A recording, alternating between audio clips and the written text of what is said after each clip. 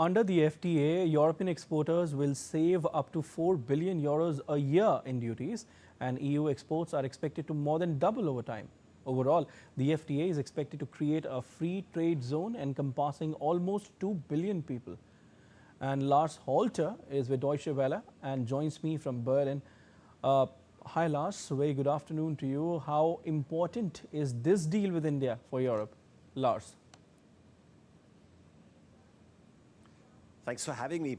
It's huge. I would argue it's huge for both sides, of course, but looking at this deal from the European side, there are a few numbers that analysts have figured out. They say that Indian imports to the EU are likely to grow by 41%, whereas European exports to India will grow by 65%. That's after the deal wipes out around 96% of all tariffs that have so far hindered entirely free trade. And of course, some tariffs will remain in place, but for example, with regards to cars, they will drop from 110% to only 10%. And that means for German automakers that they can take India seriously as a market. And it means for people in India that a larger number of German and other European models are entering the market and that they will be more affordable. Currently, European cars only have a market share of around 4.5%.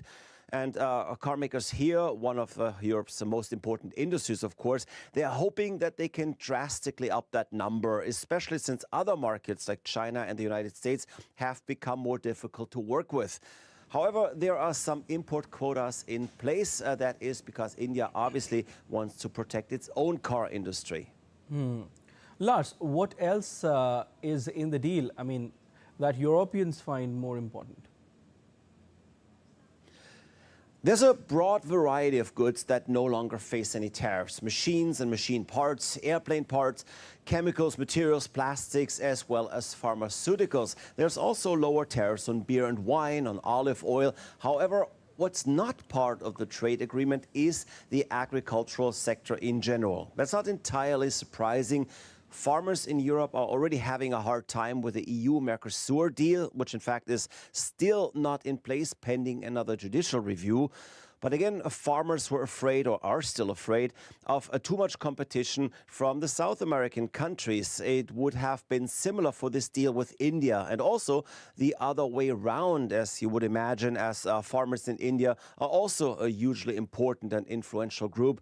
And they had also been worrying about EU competition for their products. So beef, chicken, dairy, sugar, and some other goods are not part of the trade deal.